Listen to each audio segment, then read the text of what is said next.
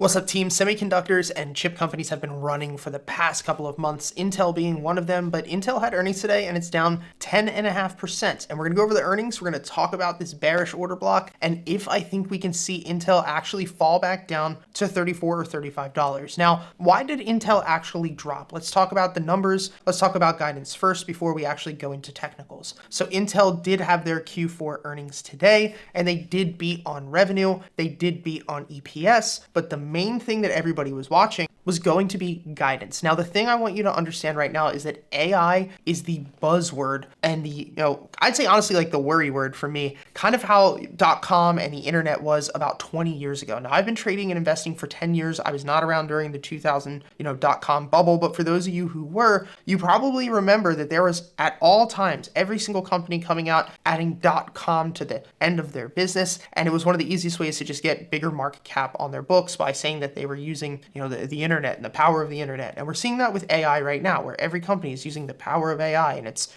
pushing these chip companies higher and higher and higher and higher. And so for something like Intel to just beat on the top and the bottom line, it's no longer enough to continue to, see big money put their capital to risk here. So therefore, we have to look out for things like guidance. And when guidance comes in, or when a lot of companies just don't give guidance, it's usually because they're worried. And so you can see here's the highlights. So Intel reported fourth quarter revenue of $15.4 billion, which is up 10% year over year. It's very good. Revenue total came in ahead of the street's consensus of $15.16. Company reported 54 cents of EPS, which beat the 45 cents per share EPS, which was expected. So it's very, very good. Intel previously guided for their fourth quarter revenue to be in a range of 14.6 to 15.6 and earnings per share of 44 cents. So overall, very good numbers. Now let's move into the actual guidance. So what's next? The company is guiding for first quarter revenue to be in the range of $12.2 billion to $13.2 billion, which is going to be shy of the street's estimate of $14.2 billion, according to Benzinga Pro. So of course, coming in underneath what analysts were expecting, especially since they're expecting that their first quarter EPS, which is what we really care about, we really want to see what the company's actually netting. They're saying it's going to be 13 cents, which is going to be way lower. Like, you got to think about that. It's almost like 33% of what the street was expecting at 33 cents per share. So that's why we're seeing this sell off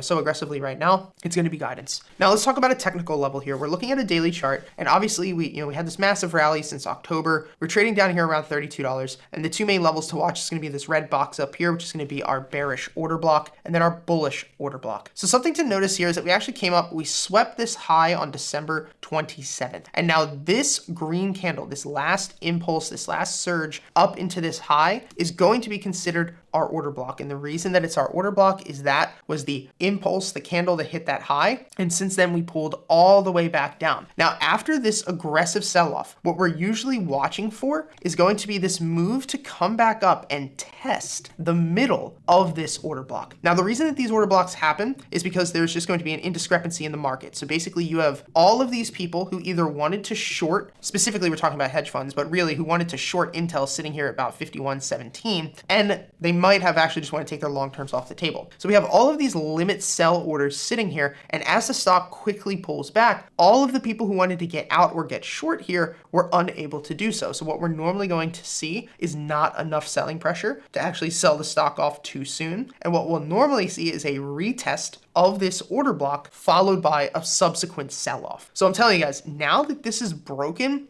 if we close tomorrow under 46 bucks, I would assume that we have a very high chance that we'll probably see Intel pull its way another 20% back down to $34. Now, something I'll say is I wanted to invest in this company long term. I was looking at it down around $27. I have to look more into these numbers. I don't know why they're actually guiding to be so low for Q1, but this is a company that I do like long term, and I do think that they could potentially still be pretty undervalued, but I'll have to do a fundamental analysis on this company pretty soon, and we'll have to find out exactly why the guidance was so shit. So we'll see what ends up happening, guys. Let me know what you think. Let me know if you're a long-term investor, if you're looking to trade this. Let me know what you think about semis, and do you think this is going to pull the rest of the semiconductor market down with it? Check out our Discord community, guys. Link in the description. Get access to all 50 of our custom trading bots, which can help you guys become consistent and profitable traders. Learn how to actually teach and treat your trading like a hedge fund and like you're somebody who does this professionally. Thanks for all the support, guys. Peace.